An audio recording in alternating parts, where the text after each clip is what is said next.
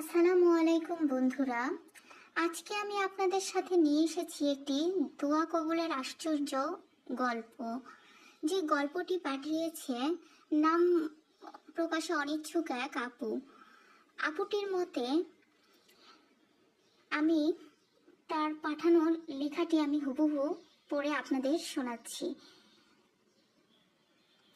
আপুটি লিখেছে, আসসালামু আলাইকুম আপু, শুরুতে আপনি আমার সালাম নেবেন। আপনার চ্যানেলের আমি নিয়মিত একজন দর্শক। জীবনে যখন আমি চরম খারাপ সময় পার করছিলাম, তখন একদিন ঘুরতে ঘুরতে সোশ্যাল মিডিয়াতে আপনার একটা ভিডিও আমার সামনে আসে এবং এখান থেকে আমি ভিডিওটা দেখার পরে মনের মধ্যে একটু হলেও আশা জাগে যে না, আমি আমার এই অবস্থা, আমি চাইলে এখান থেকে বের হতে পারি, মানুষ চাইলে তো সব কিছুই করতে পারে। তো আল্লাহ তাআলার নাম নিয়ে আমি ভিডিওটা দেখলাম। জীবনে কি বলবো আপু, আমি আপনাকে আমার এই অনুভূতিটা বলে বোঝাতে পারবো না। আমি কি পরিমাণ ভেঙে পড়েছিলাম। অনাদর, অবহেলা, মানুষের আঘাত, যন্ত্রণা, রোজগারের গলা ধাক্কা খাওয়া, যেন এটা আমার জীবনের একটা অংশ হয়ে দাঁড়িয়েছিল। কিন্তু না পারছিলাম আমি সইতে, না পারছিলাম আমি কিছু বলতে করতে, কারণ আমার সেই সাহস ক্ষমতা কিছুই ছিল না। জেলখানায় বন্দি কয়েদিরা যেমন চাইলেও বাইরের আলো বাতাস সে বের হতে পারে না, ঠিক আমার জীবনটা ছিল এরকম এক কেন্দ্রিক একটা জীবন। আমি চাইলেও পারতাম না এই জীবন থেকে মুক্তি পেতে। ছটফট করতাম খাঁচায় বন্দি পাখির মতো, আর টুকরে টুকরে কাঁদতাম আল্লাহর কাছে, আল্লাহ আমি আর পারছি না, আমার ভেতরটা তছনছ হয়ে যাচ্ছে, আমি ভেঙে পড়েছি মাওলা। তবে একটা সময় হঠাৎ করে আমার ভেতরে কোনো এক অজানা কিছু শক্তি, কোনো এক অজানা অদৃশ্য কোনো কিছু জাগা দিল, বলল যে না, এইরকম করে কিচ্ছু হবে না।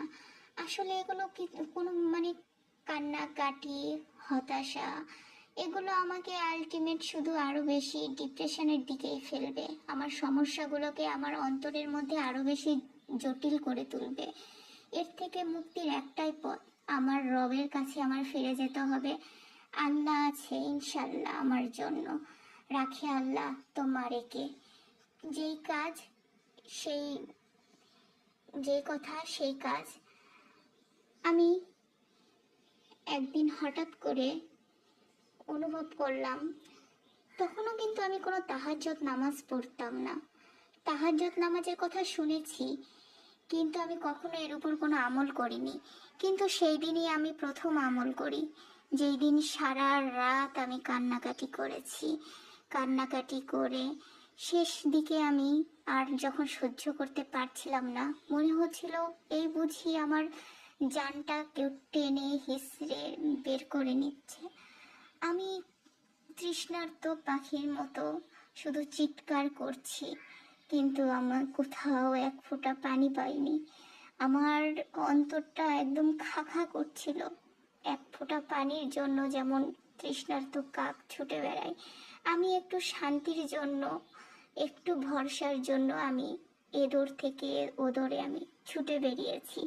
কত মানুষের কাছে একটু সমাধানের জন্য কথা বলেছি। মনে হয়েছে এই মানুষের সাথে কথা বললে আমি শান্তি পাবো, এই মানুষটার সাথে কথা বললে যে আমার জীবনের সব কিছু যদি আমি শেয়ার করি, আমি একটা সঠিক সমাধান পাবো। কিন্তু আমি তখনও ভুলে গিয়েছিলাম যে আসলে সকল সমস্যার সমাধান তো একই আল্লাহ, আরশে আজিমের মালিক, সিদরাতুল মুনতাহার মালিক। কিন্তু আমি সে আল্লাহকে ভুলে আমি মানুষের মাঝে আমার সমস্যার সমাধান খুঁজতে গিয়েছিলাম। আমি আমার সকল প্রকার অশান্তির মাঝে আমি শান্তি খুঁজতে গিয়েছিলাম, যে আমি কোথায় শান্তি পাবো। কিন্তু আমি ভুলে গিয়েছিলাম যে আল্লাহর কাছে যদি আমি চাই, আল্লাহ আমাকে ফিরিয়ে দেবেন না।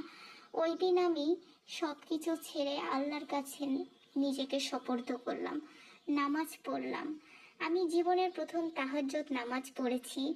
ভুল ভ্রান্তি ছিল হয়তো অনেক, কিন্তু আমি নামাজ পড়ে আল্লাহর কাছে দুহাত তুলে ক্ষমা চেয়েছি আর চোখের পানি ছেড়ে বুক ভিজিয়েছি। এত জোরে জোরে চিৎকার করেছি আল্লাহর কাছে, মনে হচ্ছিল আমার বুকের ছাতিটা ফেটে একদম সব কিছু মনে হয় এই বুঝে বের হয়ে আসলো। কিন্তু সেই কান্নার সুর বাইরের কেউ শুনতে পেত না। আমার কান্নায় পুরা বুক ভেজে যেত। আমি পারতাম না থাকতে। আল্লাহর কাছে শুধু চিৎকার করে একটা কথাই বলতাম, আল্লাহ আমি আর পারছি না, আমি আর পারছি না আল্লাহ। আমি একদম ভেঙে পড়েছি। আমার আমার তুমি পথ দেখাও, আমি কি করব? আমার যে আর কোনো রাস্তা নাই। অদ্ভুতভাবে জানেন কি, আমি যে সমস্যার জন্য আমি এতটা দুশ্চিন্তাগ্রস্ত ছিলাম, পাগলামো করতাম, কান্নাকাটি করেছি, অদ্ভুতভাবে সকাল হতে না হতে আমার ফোনে একটা কল আসে। আর সেই কলের মাধ্যমে আমার মানে সব কিছু মনে হচ্ছিলাম একটা ঘোরের মধ্যে ছিলাম, ঘোরটা নিমিষেই কেটে গেল। আমি মনে হয় নতুন করে একটা আলোর দিশা পেলাম। আমি সব কিছু মনে হচ্ছিল আমার জীবনের নতুন হতে লাগলো। আমি একটা অন্ধকারে তলিয়ে যাওয়া মানুষ, আমি আলোর মুখ দেখলাম। আমি ভাবতে লাগলাম, সত্যি আল্লাহ কত মহান, আর আমরা মূর্খ তার বান্দারা, আমরা একটু কিছুতেই ভেঙে পড়ি, ধৈর্য হারা হয়ে যাই। বিপদে পড়লে আমরা ওর কাছে ছুটে বেড়াই, আল্লাহর কথা ভুলে যাই, আল্লাহর শুকরিয়া আদায় করতেও ভুলে যাই। আল্লাহ যে আমাদের শান্তি কোথায় লুকিয়ে রেখেছে আমরা এটা ভুলে যাই। তো এক পর্যায়ে আমি আমার এই সমস্যা থেকে পরিত্রাণ পেলাম। তারপর থেকে আমার জীবনের প্রত্যেকটা মুহূর্তে আমি অনুভব করেছি আমার এই দোয়া কবুলের মুজিজাগুলো। আল্লাহর কাছে আমি যখন যেটা চেয়েছি খাস দিলে আল্লাহ আমাকে সব দিয়েছে, আলহামদুলিল্লাহ। আল্লাহর কাছে আমি শুকরিয়া আদায় করে আমার মতো মূর্খর মানে আমি শেষ করতে পারবো না। বন্ধুরা, আপনাদের উদ্দেশ্যে আমি একটা কথাই বলবো, জীবনে যে সমস্যার মুখেই পড়েন না কেন, আল্লাহর উপর থেকে আস্থা হারাবেন না, আল্লাহর উপরে ভরসা অটুট রাখুন। জীবনে যে পরিস্থিতি আসুক, যত বিপদের মুখেই পড়েন না কেন, সব পৃথিবীর সব দরজা যদি আপনার জন্য বন্ধ হয়ে যায়, আপনি চোখ বন্ধ করে আপনি শুধুমাত্র এটা মাথায় রাখবেন যে পৃথিবীর সব দরজা আপনার জন্য বন্ধ, কিন্তু একজনের দরজা আপনার জন্য খোলা, সে হলো রহমানুর রাহিম। আপনি অজু করে 2 রাকাত নামাজ আদায় করে নিন, হাত তুলুন আল্লাহর কাছে, প্রাণ খুলে চান, চোখের পানি ছাড়ুন। যেই চোখের পানি আপনি অন্য পৃথিবীর মানুষের কাছে আপনি চোখের পানি দিয়ে আপনার জীবনের দুঃখ কষ্টের গল্প শুনিয়েছেন, সেই চোখের পানি দিয়ে রবকে ডাকুন। দেখবেন পৃথিবীর সব মানুষ যদি আপনার কাছ থেকে মুখ ফিরিয়েও থাকে না, রব কখনোই আপনার কাছ থেকে মুখ ফিরিয়ে থাকবে না, কারণ সে যে রাব্বুল আলামিন, সে যে আপনার সৃষ্টিকর্তা। আপনারা সব সময় তাহাজ্জুদ নামাজ পড়ুন, আপনারা আল্লাহর উপরে ভরসা রাখুন, আল্লাহর উপর তাওয়াক্কুল রেখে জীবন অতিবাহিত করুন। দেখবেন জীবন সত্যিই সুন্দর। আমরা জীবনকে যতটা জটিলভাবে কল্পনা করি, জীবন আসলে এতটা জটিল না, কিন্তু আমরা আমাদের পারিপার্শ্বিক বিভিন্ন পরিস্থিতির কারণে আমাদের মানে শয়তানের প্ররোচনায় পড়ে আমরা জীবনটাকে জটিল করে তুলি। আসুন ইসলামের পথে আসি, আল্লাহকে ভালোবাসি, রাসূলকে ভালোবাসি, তার দ্বীনের উপর অটুট থাকি। সবশেষে একটা কথা বলতে চাই, আসুন সবাই মিলে তওবা করি।